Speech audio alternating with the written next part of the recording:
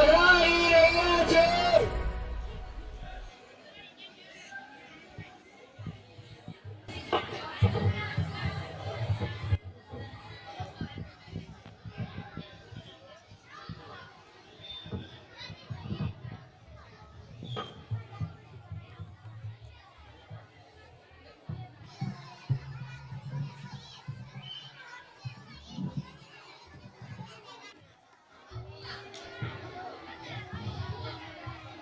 જોરદાર તાલીથી તમને વધાવી દઈશું.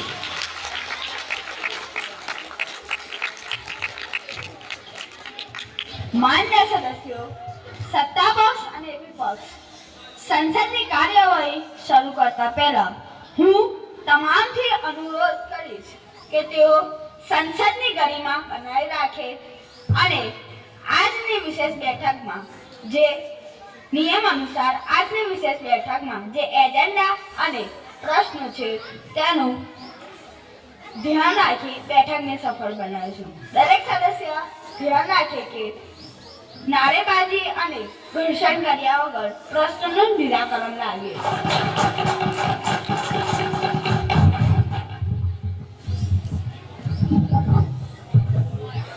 હવે પ્રશ્નકાળ શરૂ થાય છે. માન્ય નેતા સદન પ્રધાનમંત્રી પોતાનું વક્તવ્ય રજૂ કરશે. પ્રધાનમંત્રીજી. ધન્યવાદ અધ્યક્ષ મહોદય. હું આજની વિશેષ બેઠકમાં દરેક સભા સદસ્યોનું સ્વાગત કરું છું અને એવું માનું છું કે આજની બેઠકમાં આપ સૌ ભેગા મળીને શાંતિથી અને સમજદારીપૂર્વક દરેક પ્રશ્નોનું નિરાકરણ લાવીએ. સૌપ્રથમ હું મારા મંત્રીમંડળનો પરિચય કરાવવા માંગુ છું. અધ્યક્ષ મહોદય અહીંયા ઉપસ્થિત છે માનનીય શિક્ષણ મંત્રીજી, માનનીય આરોગ્ય મંત્રીજી, માનનીય બાળ વિકાસ મંત્રીજી અને માનનીય પર્યાવરણ મંત્રીજી.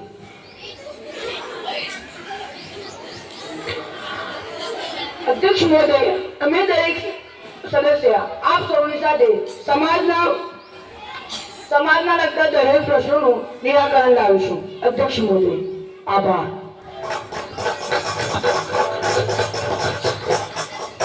માન્ય સદસ્યો, હવે પ્રશ્નકાળ શરૂ થાય છે. માન્ય નેતા સદન વિપક્ષ.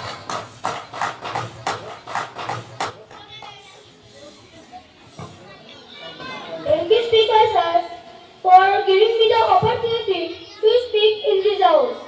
Sir, આજે અમારા સમાજમાં અનેક પ્રકારની સમસ્યાઓ છે જે દિવસે દિવસે ગંભીર બનતી જાય છે. હું આપના માધ્યમથી સરકારને પૂછવા માંગુ છું કે શિક્ષણ, આરોગ્ય, સફાઈ અને પર્યાવરણ વગેરે જેવા ગંભીર મુદ્દાઓ માટે તેઓએ કયા પગલાં લીધા છે. સર, આ સરકારે કશું જ કાર્ય કર્યું નથી, માત્ર વચનો જ આપ્યા છે. એક મિનિટ. માન્ય વિપક્ષના સદસ્ય, પ્લીઝ મર્યાદા રાખો અને માન્ય નેતા વિપક્ષ આરોપ નહીં પ્રશ્ન પૂછો. ઓકે સર, હું મારી જવાબદારી સમજુ છું. અમે જનતા અને સમાજની અવાજ છે. હું આપના માધ્યમથી સરકારને પૂછવા માંગુ છું કે તેઓએ કયા પગલાં લીધા છે. સર, સભા અને સમાજ સારા જવાબની અપેક્ષા રાખે છે. Thank you sir. માન્ય પ્રધાનમંત્રીજી. ધન્યવાદ અધ્યક્ષ મહોદય. સર, માન્ય નેતા પક્ષે જે મુદ્દાઓ ઉઠાવે તે ખરેખર સમાજ માટે જરૂરી છે. અને માન્ય નેતા પક્ષે સરકાર પર આરોપ લગાવ્યા છે તે ખોટા છે. અમારી સરકાર આ વિષયો પર કામ કરી રહી છે. હું સભા અને સમાજને આશ્વાસન આપું છું કે અમે દરેક પ્રશ્નોના જવાબ આપવા તત્પર છે. હું માન્ય નેતા પક્ષના સદસ્યોથી આગ્રહ કરું છું કે તેઓ હંગામા કર્યા વગર અને આરોપ લગાવ્યા વગર પ્રશ્ન પૂછે. અહીં માનનીય મંત્રીઓ તેમનો સત્યતાપૂર્વક જવાબ આપશે. ધન્યવાદ અધ્યક્ષ.